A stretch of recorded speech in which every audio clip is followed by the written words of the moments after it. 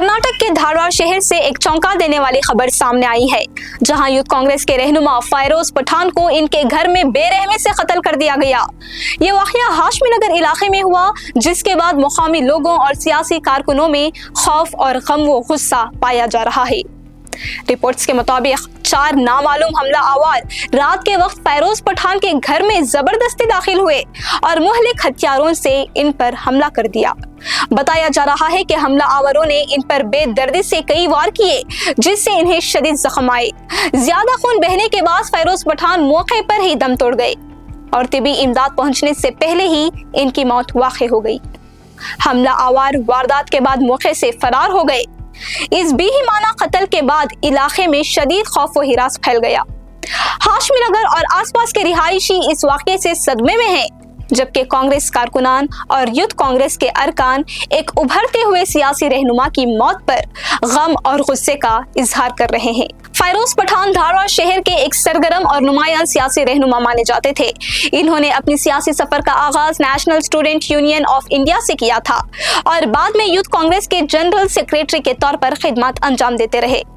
वो grass root सतह पर फाल रहनुमा के तौर पर जाने जाते थे। पुलिस ने मामले की तहकीकात शुरू कर दी है और मुख्तलिफ ज़िवावियों से जांच की जा रही है, जिनमें जाती दुश्मनी, सियासी रिकाबत और दीगर तनाज़ात शामिल है। ताहम अभी तक किसी की गिरफ्तारी अमल में नहीं आई है। पुलिस टीमें जाए वाक़िया से शवाहिद जमा कर रहे हैं, जबकि आसपास के इलाकों की सीसीटीवी फुटेज का भी जायजा लिया जा रहा है। फॉरेंसिक टीम को भी तहकीकात में मदद के लिए तलब किया गया है। पुलिस हुकाम का कहना है कि मुल्जिमान की शनाख्त करके उन्हें जल्द गिरफ्तार करने की कोशिश की जा रही है। इस वाक़ये के बाद सियासी कारकुनों में तशवीश बढ़ गई है और सियासी रहनुमाओं ने मुतालिबा किया है कि मुल्जिमान के खिलाफ फौरी कार्रवाई की जाए। पुलिस ने अवाम से पुरसुकून रहने की अपील की है और यकीन दिलाया है कि तहकीकात जारी है। फैरोज पठान का ये कत्ल मुकामी सियासी हलकों के लिए एक बड़ा नुकसान करार दिया जा रहा है और इस वाक़ये ने माशरे में बढ़ते हुए तशद्दुद पर भी सवालात खड़े कर दिए हैं। Reported by Kalmesh Mandiyal. One incident in Dharwad suburban police station in jurisdiction of Hubli Dharwad city commissionerate, and in this incident one person by name Fairoz Patan, he has succumbed to the injuries of assault by a group of people and succumbed to death. And in the process we have taken up a murder case and will be quickly arresting the accused. Who is suspected arrested? The CCTV visuals are available and clear inputs as to who are the accused is now available with us. We'll quickly secure the accused also. Sir, what is the reason of the primary report? They say the personal vengeance and enmity is the reason. What was that private personal enmity is to be ascertained. Sir, yesterday one case is filed Ashoknagar police station, Samir Bodhiyar. What Hindu organizations and some of the leaders have come and given us the representation along with some video input that one person is suspectedly consuming and using ganja, and also he is said to be alleged to be harassing some of the girls. So in the pretext of that we have taken up a case and we are investigating, and if anyone comes forward to give complaint, then we will include that also in the investigation and we will do a comprehensive investigation. So what is the background of the Samir Bodhiyar? That I do not know. ನನ್ನ ಗೆಳೆಯಂದು ಇದೇ ತಿಂಗಳ 24ಕ್ಕೆ ಮದುವೆ ಇತ್ತು. ಮದುವೆ card ಕೊಡ್ಕೊಂತ ಅಡ್ಡಾಡ್ತಾ ಇದ್ದ. ನಾಡ್ದು ಬೆಂಗಳೂರು ಹೊಂಟಿದ್ದೀವಿ ನಮ್ಮ state ಲೀಡರ್ಸಿಗೆ ಮದುವೆ ಕಾರ್ಡ್ ಕೊಡೋಕೆ. CCTV ಫುಟೇಜ್ ಚೆಕ್ ಮಾಡಿರಿ ನೀವು. ಇಲ್ಲೇ ಬಂದು ನಿಂತು ಅವನ ಜೊತೆ ಮಾತಾಡಿ ಅವ್ರ ತಾಯಿಗೆ ಸಲಾಮ್ ಮಾಡಿ ಅವ್ನಿಗಿಲ್ಲಿ ಫಸ್ಟ್ ಚಾಕು ಹಾಕ್ಯಾನ ನಾವು ಶಾ ಅಂಥೇಳಿ CCTVದಾಗ ಕ್ಲಿಯರ್ ಕಾಣ್ತೈತಿ. ಒಳಗೆ ಓಡೋಗ್ಯಾನ ಇವನು, ಬಾಗ್ಲ ಬಂದ್ ಮಾಡ್ಕೊಂಡಾನ. ಬಾಗ್ಲ ಹೊಡೆದು 5 ಮಂದಿ ಒಂದು ಮರ್ಡರ್ ಮುಗಿಸಿದ್ರು ಅವನಿಗೆ. ಅವ್ರ ಅಕ್ಕ ಅವ್ರವ್ವ ಬಿಡ್ಸಾಕೆ ಹೋದ್ರೆ ಹೊಲಿ ಮೇಲೆ ಹೊಲಿ ಮೇಲೆ ಅವರ ತಂಗಿದ ಮುಖ ಹಾಕಕ್ಕೆ ಹೋಗ್ಯಾರ. ಅಂಥ ಬಾರ್ಬರಿಕ್ ದುರ್ದೈವ ರಾಕ್ಷಸಿಗೂ ಮಾಡಲ್ಲ ಹಂಗೆ ಯಾರು. ಇದು ರಾಜಕೀಯ ಪ್ರಯುಕ್ತ ಹಾಗೂ ಹಳೆ ದ್ವೇಷ ಹಿನ್ನೆಲೆದು ಮಾಡಿದ್ದಾರೆ. ನಾವು 6 ತಿಂಗಳ ಹಿಂದೆ ಕಂಪ್ಲೇಂಟ್ ಕೊಟ್ಟಿವಿ ಕಮಿಷನರ್ ಆಫೀಸ್ದಲ್ಲಿ. ನಾನು ನಿಮಗೆ ಎಲ್ಲರೂ ಕಾಪಿ ಹಾಕ್ತೇನೆ. ನಾವು ಕಂಪ್ಲೇಂಟ್ ಕಾಪಿ ಕೊಟ್ಟಿದ್ದೀವಿ. ಮಾನ್ಯ ಕಮಿಷನರ್ ಸಾಹೇಬ್ರು ಇಲ್ಲೇ ಇದ್ದಾರೆ, ಅವ್ರು ಕೇಳಿ ನೀವು. ಕಂಪ್ಲೇಂಟ್ ಕಾಪಿ ಕೊಟ್ಟಿದ್ದೀವಿ. ನನಗೂ ಫೈರೋಜ್ ಪಠಾನ್ಗೆ ಜೀವ ಬೆದರಿಕೆ ಇತ್ತು ಅಂತ ಹೇಳಿ ನೀವು ಕಂಪ್ಲೇಂಟ್ ಕಾಪಿಲಿ ನೋಡಿ ಯಾರ್ದಾರ ಹೆಸರು ಹಾಕಿ ಕೊಟ್ಟಿವಿ ಅಂತ ಹೇಳಿ ಅವರೇ ಮಾಡಿಸಿದ್ದಾರೆ. ಇದು ಅವನು ಏನು ಯಾವ್ದು ಜೊತೆ ಏನು ದುಶ್ಮನ್ ಇಲ್ಲ ಏನಿಲ್ಲ. ಮದ್ವೆ 3 ತಿಂಗಳಾತ, ರಂಜಾನ್ ತಿಂಗಳಲ್ಲೇ ಮದ್ವೆ ಕಾರ್ಡ್ ಕೊಡಕ್ಕೆ ಓಡಾಡ್ತಾ ಇದ್ದಾನೆ.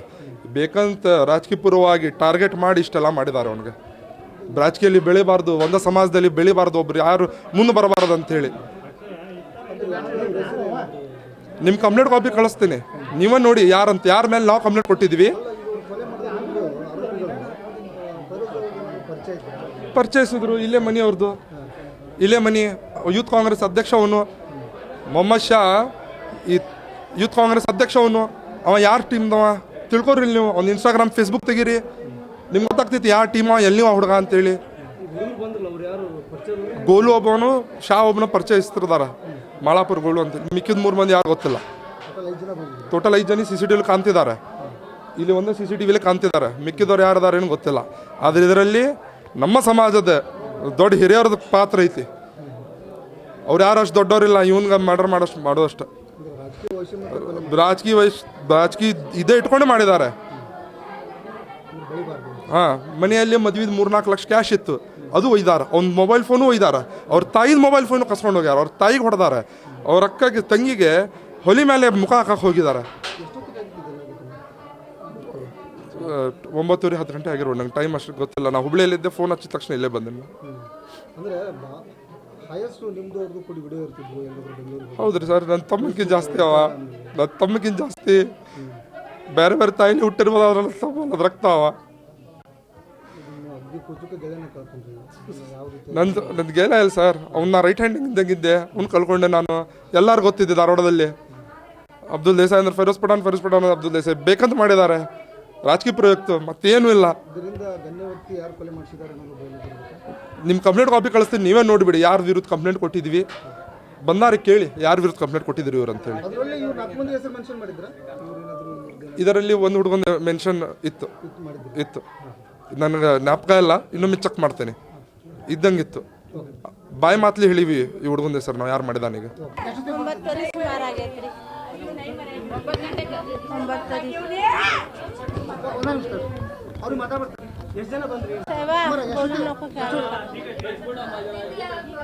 ಅವ ಹೊರಗಡೆ ಕುಂತಿದ್ದ, ಒಂದು ಹುಡುಗ ಬಂದ. ಅಲ್ಲೇ ಸಿಸಿ ಕ್ಯಾಮ್ರಾ ಐತಿ, ಅಲ್ಲೇ ಚೆಕ್ ಮಾಡಿದ್ರು. ಅವರು 4-5 ಮಂದಿ ಇದ್ರ. ಆ ಹುಡುಗ ಬಾಜು ಕುಂತಿದ್ದಲ್ಲ, ಆ ಹೊಡೆದ ನನ್ನ ಮಗ ಓಡಿ ಒಳಗೆ ಹೋದ. ಒಳಗೆ ಹೋಗಿ ಬಾಕ್ಲ ಹಾಕೊಂಡ. ಆ ಬಾಕ್ಲ ಮುರಿದು ಹೊಡ್ತಾರ.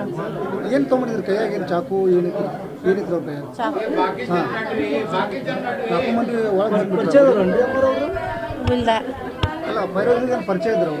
ಇರ್ಬೋದ್ರಿ. ಅವನ ದೋಸ್ತರ ವೈರಿ ಇದ್ರ.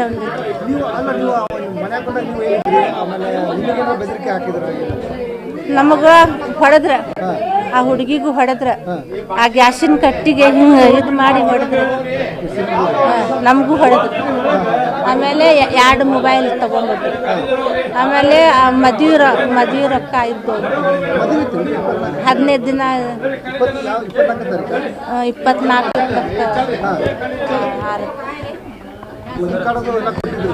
ಅದ ಕೊಟ್ಟು ಬಂದು ಅವನ ಕುಂತ. ಗೊತ್ತಿಲ್ಲ ರೀ, ಒಟ್ಟು ದೋಸ್ತ ಸರಿ ಇರ್ತಿರ್ತಿಲ್ಲ. ಯಾವ ದೋಸ್ತರು ಅಟ್ಟಾರು ಯಾರಿಗೆ ಗೊತ್ತು ಗೊತ್ತಿಲ್ಲ ರೀ. ಏನು ಹೊರಗಿಂದ ನಮ್ಗೇನು ಗೊತ್ತಾಗ.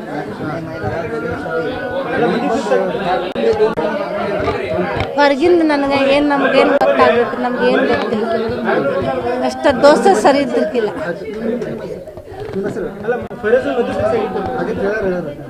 साहब ये हमारा फैरोज पठान बोल के स्टेट कार्यदर्शी था, हमारा यूथ कांग्रेस का सक्रिय कार्यकर्ता, हमारे कांग्रेस पार्टी का।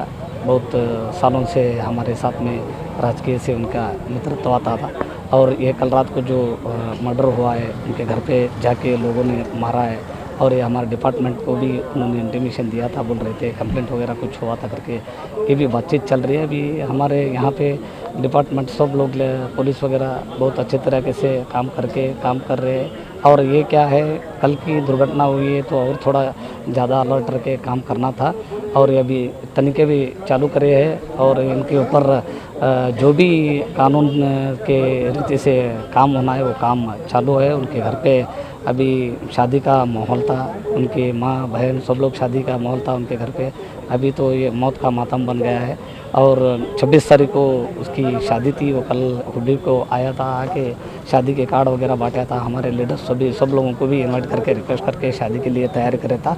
बहुत कुछ था, ये नहीं होना था, ये हो गया है। अभी क्या कर सकते हैं, ये भगवान की देन थे। अभी डिपार्टमेंट लोगों के ऊपर ज़्यादा हमको भरोसा है। क्या कौन किए हैं, लोगों को पकड़ के उनको क्या कानून तरीके से ये मर्डर का पीछे कौन है? मर्डर का पीछे कौन है क्या है, अभी पुलिस तरीके करके जो बोलना है। क्या हम लोग यहाँ पे फ्रेंड्स रहते हैं, कौन किसके दिल में क्या चलता है, किसके माइंड में क्या रहता है, वो किसको बोलने को नहीं आता। अभी क्या है तरीके से मालूम होना है। छुपी उनका नाम इनका नाम क्या भी बोलते जाने से मतलब नहीं रहता है। पुलिस रिपोर्ट में क्या आता है, उनका वेरिफिकेशन में क्या होता है, उनका तरीके में क्या होता है, वो देख के आगे आपको भी पता चलेगा। आपके माध्यम से मुखातिब उनको आग्रह करते हैं हम लोग जल्द से जल्द उनको पकड़ के अंदर डाल के उनके घर के लोगों को न्याय दिलाना बोल के हम लोग आग्रह करते हैं।